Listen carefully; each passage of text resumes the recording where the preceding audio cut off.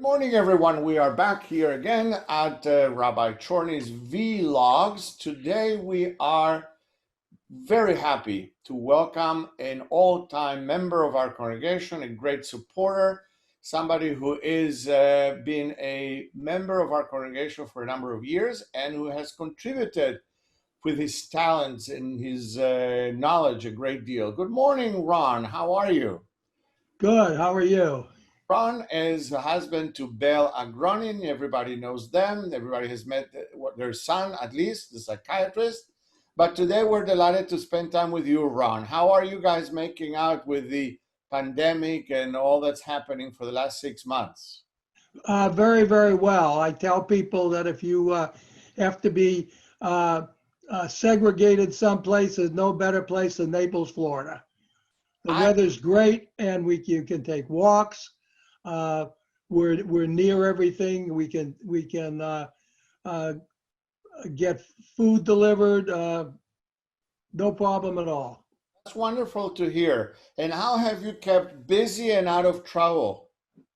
It's amazing between all the Zoom meetings between uh, MCA and all the other organizations we belong to, and work around the house. It's surprising. I have all these books I wanted to read, and I haven't even finished the first one. You know what? That is something I hear a lot from different folks. It's very hard to concentrate sometimes, and that's why people can't get through their book list. But we'll get to your book list in a while because I certainly want to know what it is that you're interested in reading. But as I said before, we want to get to know you, get to know your family a little bit. And as I usually do with most of my guests, we start with a little family history. And I know yours is quite interesting. Would you share some details about that? Well, um, my father is from Syracuse, New York. His father immigrated from what's now Belarusia. He actually deserted the Russian army. We have pictures of him in his army uniform. Right? He was a tailor in the army. He deserted with the help of his fiance. He came to the United States where he had a brother settled in Syracuse. A year later, brought over his fiance. They were married. That was my grandmother. And my father, as I said, was born in Syracuse. He has two younger sisters. Wonderful. So, what did your grandfather end up doing in upstate New York? He was a tailor. He Right. was, he was a tailor in the Russian army, and he was a tailor in Syracuse, New York. How interesting. So, how many kids did they raise? He had three children. Um, they had three children. My father had two younger sisters. Right. Whom you knew very well, I assume. Yes, right, right. Now, Right. my mother family was from Haverhill, Massachusetts. They came over in the 1880s. One set from the Ukraine, uh, the other set from somewhere on the Polish-Russian border. Right. And how well did you know them? I knew them very well uh, because, well, I was born in Ware, Massachusetts. Right. But shortly after I was born, we moved to Middletown, Ohio, and that's where I grew up. But my mother was very close to her family, and every year she'd pack us up. We'd go to Haverhill, Mass, spend time with her mother, and then on most years, we would rent a cottage at Salisbury Beach, Massachusetts. She'd have her whole family come, and we just had a wonderful summer. That is great. That is such a great American story, isn't it? Yeah, it was great. Her father was well, Haverhill is a shoe city. He had shoe companies. Uh, he went from business to business. Uh, Sometime being very very rich, sometime being flat broke. With him, it never made any difference. Interesting. So tell me a little bit, how was growing up in Syracuse? Well, I no, I grew up in Middletown, Ohio. Oh, I see. Tell me more about that. Okay, Middletown, Ohio was Well, the year after we left, it was picked the All-American City. It's a city of roughly 30,000. The Jewish population, there were probably 60 to 70 families. It was typically small town Americana. It was the home of Armco Steel, who dominated the city, but Armco was very benevolent. They treated their workers very well, and they gave a lot to the city. Whatever the city needed, Armco Steel built. People ask me, did you ever feel discriminated against? And I said, hell yes, because in Middletown, if your father worked for Armco Steel, you belonged to the country club, and you had, there were certain things you could do that you couldn't if your father didn't work for Armco. My father didn't work for Armco, so in effect, we were second-class citizens in Middletown. He was a tailor there also? What? Was he in the tailor business as No, well? no, no. My father was a brilliant man.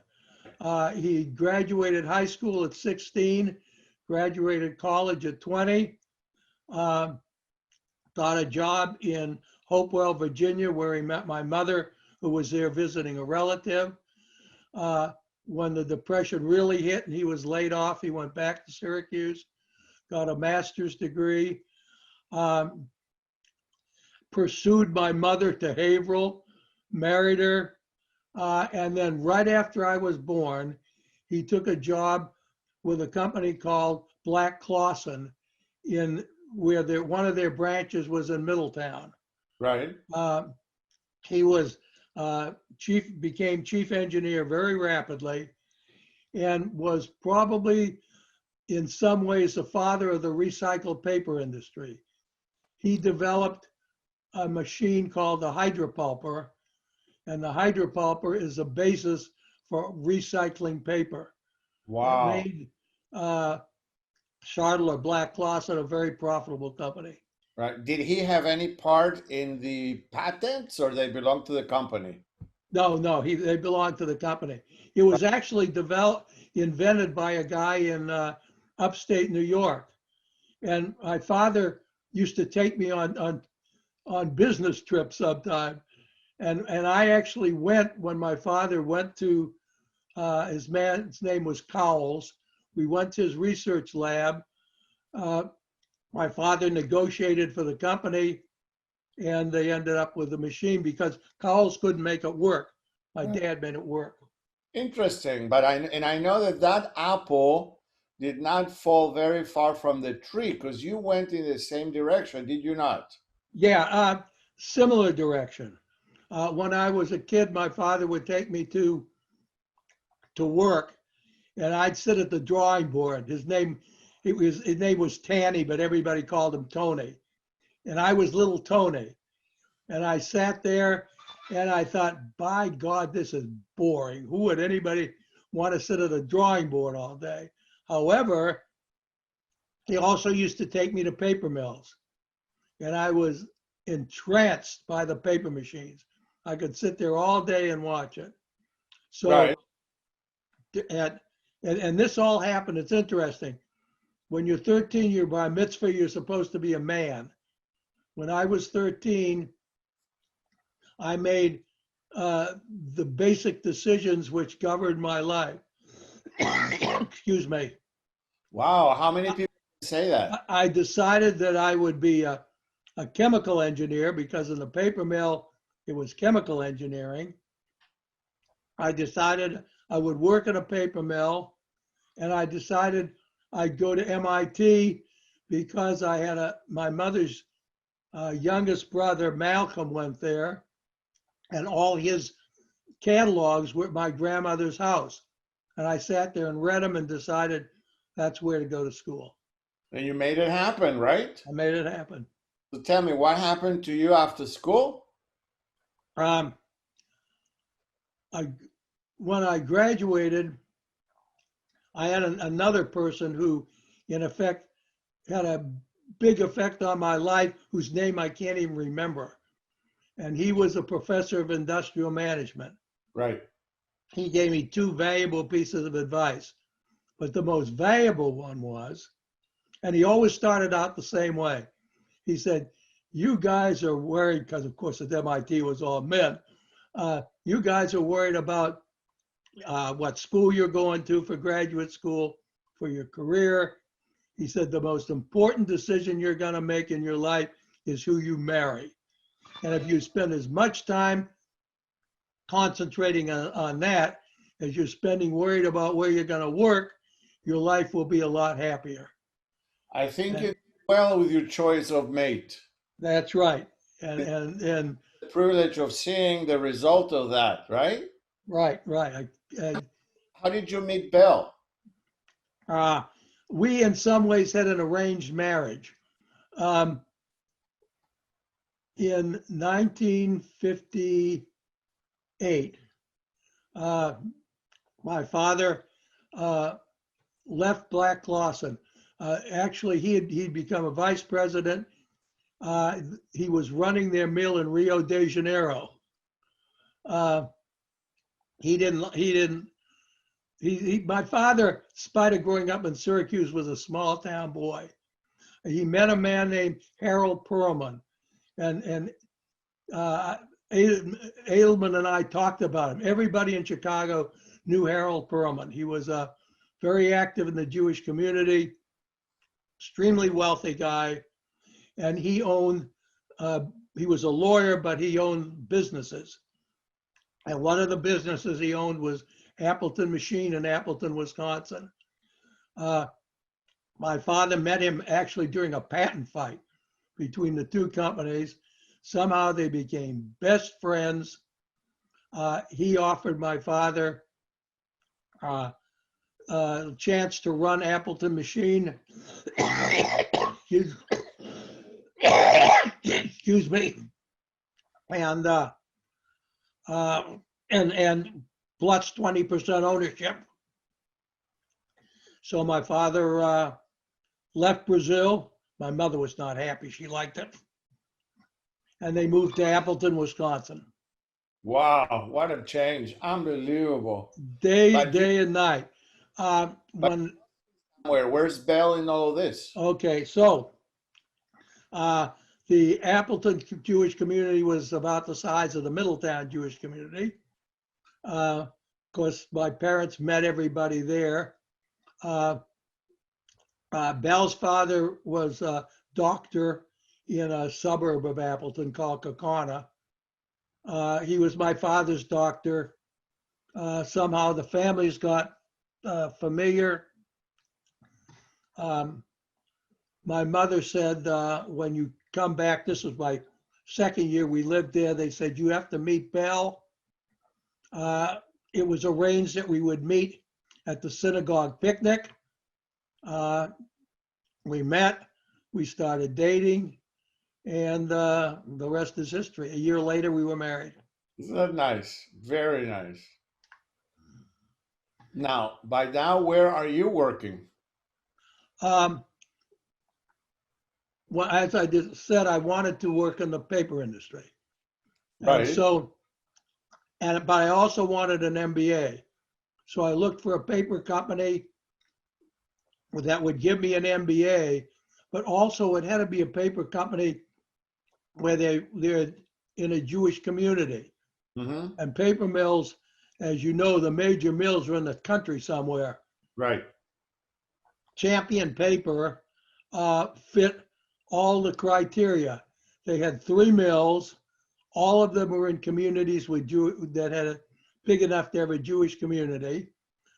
They offered to pay for an MBA. Plus, it was in Hamilton, Ohio, 20 miles from where I grew up. So it was a natural. Right. We packed up. We were married. We packed all our belongings in the car, and they all fit in the car, and moved to Hamilton. Right. So how long were you there? We worked for Champion for over 8 years, Right. most of it in Hamilton. So you built a family there as well, right? I assume your children were born there? Yeah, two of our 3 children were born in Hamilton. We had no family there, but I knew a lot of people from there. Um, I enrolled at Miami University to get my degree, but then I also I was draft eligible, and when you had there were the choice to get out of the draft was you either had a child or you had the company get you out. Right. So I went to the company. I said, "Are you going to give any deferments?" Well, they said, "Well, the chairman of the company, Carl Bendetson. I don't know if you heard Elliot Katz's speech. He talked a lot about Carl Bendetson. Right. He was Jewish, never would admit it, but he was Jewish, and he was the person who ran the Japanese internment camps. Wow. He's very high up in the military, and was gung ho military. Right. So he said, "No, Carl Bendetson is military. We want you to go in, but we can't afford to lose you for 2 years. We'll get you into the reserves." Right. And they pulled strings because they actually closed enlistments in the National Guard. They got me in the reserves. I spent 6 years in the Army Reserves. Very nice. So you and I have a similar history with the military. Right, right. So then um, Champion had built a new machine in Houston, Texas. It was probably the largest, most complex paper machine ever built. They couldn't get it going. In fact, 2 people almost died over it. The 2 first managers, one of them was carried out of the place. I was sent down to assist the assistant mill manager in getting the machine running. So one day we packed our belongings from Hamilton and moved to Houston, Texas. Wow. By now, there's 2 children and a 2 big. children. And we in Hamilton, our activity in the Jewish community, we knew a lot of the people there. I was the advisor to the youth group, but our whole life had been in synagogues like Beth Tikva. Right. All of a sudden, we're in Houston, home of the largest conservative synagogue in the United States. We'd been looking for a house. We bought a house, and we'd never been in a place with a lot of Jewish people. All of a sudden, we're in an area that's Jewish. And in fact, I said, I know it's Jewish here because although it wasn't a gated community, it was a walled community. There was a wall around it. I said, well, we're in the ghetto. Across the street from us was the president of the Beth Yeshurun synagogue. Right. So the first year, we're marched in with them. We had never been at a service like this in our life. It was fabulous. I'm sure. We loved it. So for 3 years, we lived in Houston. Our youngest, Robin, was born there. And Ron, you know what the question in everybody's mind is? Did what? you get the machine to work? What? Did you get the paper machine? Oh yeah. Took us about 3 or 4 months. It Right. was way overcomplicated than it should have been. And in fact, even what they call the wet end, the controls of the machine, were so complicated that normally, if they wanted to change the type of paper they were making, I had to go down and change it. The guys in the mill, the workers, really couldn't understand it because it was so overly complex. Hey, that's called, Finally, we got it going. isn't that right? It's called job security. Right. Nice. Um, I know your kids are all very accomplished. right. Tell me a little bit about that. Okay, we have 3 children. The oldest One Mike lives in Baltimore. He's director of research for a company that does 3D imaging. They're a small boutique company, but they have wonderful contracts, especially with the military. They're the ones that translate the 3D images to the machines that can make the products. Mm-hmm. So he lives there.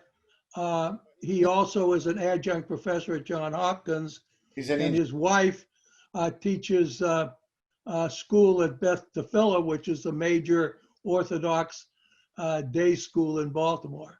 Yeah. So he's an engineer as well? What? Your son is an engineer too? Yeah, he's a mechanical engineer like my dad, a much better engineer than I am. He's the natural engineer. Right. Okay. All met your middle son, the psychiatrist. Yeah, okay, next we get Belle's father was a doctor. When we were married, he came up to me and said, "I'll send you to med school if you want to go." I said, "Dad, that's the last place I want to go." So when our first son was born, he wanted him to be a doctor, but Mike was a born engineer. You knew he was going to be an engineer from the time he was 2 years old. Wow. That meant when Mark came along, Mark had to be the doctor. And so we have pictures of him when he was 2 or 3 years old in a hospital scrub suit. Very sweet. And so he decided, it was decided he'd be a doctor, went to med school, ended up as a psychiatrist, which I don't think my father-in-law really considered a doctor, but that's what he liked. Right. And now, of course, he's senior vice president of Miami Jewish Home. Right. The interesting about the psychiatrist, Belle's great-grandfather was the head of the yeshiva in Lomza, Poland. Mm-hmm. And her mother's family came from a long line of rabbis. When you think about it, psychiatry and psychology is a rabbi. All right. It's right up the alley. Sure. And so in Belle's family and now in our family, there's a lot of psychologists. Interesting. Yeah. It's absolutely correct. And I know that he has become much more religious in later years because his children are pulling him in that direction, correct? No, I think actually he pulled the children. Oh, how interesting. How come? He was always the most interested in religion and the most observant of the kids. Now, it was interesting. My family was very synagogue oriented. I mean, my father was always on the synagogue board and was always leading things in the synagogue. He was also, as an engineer, when Middletown, Ohio needed a new synagogue, he designed it and supervised the building. When they moved to Appleton, Wisconsin, he and Cahodas, Right. relative, decided Appleton needed a new synagogue, and they designed and built the one in Appleton. Now, unfortunately, Appleton couldn't keep it up, and so it's a church now. But basically, he designed and built 2 synagogues. Belle's family were synagogue to a certain extent, but Belle's mother had a very kosher, kept a kosher home. And so when we got married, we sort of put the 2 together. So we kept a kosher home, and obviously it went on to our children because all our children keep kosher homes. So just like Aviva and I, my wife and I, we have 2 boys and a girl. Tell me about your daughter.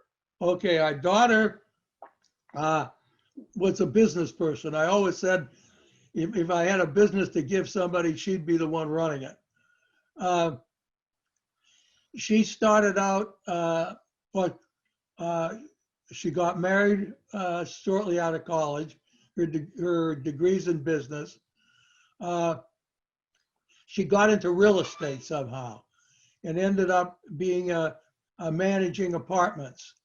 Then she got a job for one of the largest apartment builders in the country.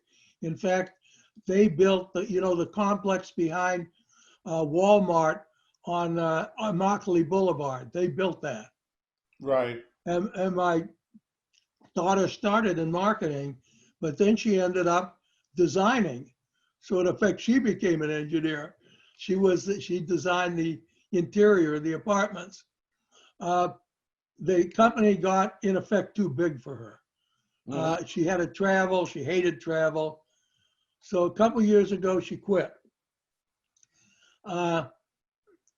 She decided, now this was somebody who couldn't even spell politics. All of a sudden, she started out in the anti-gun control. And from that, she drifted into politics. She got friendly with Senator Blumenthal from Connecticut. His son ran for state assemblyman for the area they lived in. She was part of his campaign. And now she's the Democratic committeeman for Stanford and is running around like a nut in politics now. I'm sure they're very, very busy, and I'm sure you and Bill are very proud of those kids. I cannot. You learn as you get older. Right. That the important things in life you have are not fame and money, but your family. That And is if the family is successful, that's the greatest thing you can do. that is correct. And I've been very fortunate in that. I put together a piece yesterday for the next issue of the Federation Star, in which I speak about that in particular. It's not so much estate planning, but life planning and what your Right. legacy is going to be. And ultimately, as you have pointed out, your kids and their accomplishments are your legacy. That's right. It's an important example because they mimic what you do. So the fact that they are so successful only points in the direction that you and Bill did a phenomenal job. Especially Belle, because I traveled a lot. Belle was the one who really brought up the kids, and she was fabulous. And Belle was great in my career because the other thing that this professor said was this was the age of the corporate man. Right. And there were books on how you got ahead in the corporation. He said, that's not right. So if you want to get ahead in life, you have to change jobs. You have to change jobs at least 3 times. When you make the third change, it should be for a vice presidency, because once a vice president, always a vice president. Correct. Every time I changed jobs, Belle was the one who always encouraged me on what to ask for, and whatever they offered, she always told me ask for more. Right. And so my success in my career was basically from her guidance on how to handle things. That's wonderful. Now, I want to share with you a little vignette before we conclude. On Rosh Hashanah, on the first day, we read the story of Hagar, right? Right. Sarah tells Abraham to send her away. She doesn't want her child to grow up in the household. And Abraham is distraught. How can he throw her in the street? So God appears to Abraham and says to him, everything your wife says, you shall do. So the tradition teaches us that that's the first haftorah, the first portion of the Torah we read every year, so that every man is reminded of the words of God. Everything your wife says, you shall do. And I think you were very smart to follow that advice from the tradition, right? Right, absolutely. And today, to be able to give credit where credit is due, and you know, and acknowledge the fact that Bell was such an integral part of your life. What a blessing that is. And of course, as we are close 2 weeks from today to the new year, I want to offer you my blessings that Thank you. continue to bring you success, happiness, contentment, health, and of course, all the blessings you guys deserve. Thank you so much. I look forward to seeing you in our video streams, etc. And with God's help and blessings, we should be able to see each other in person soon. I hope so. All right. Shana Tova to you, to Bill, and to your entire clan. Thank you.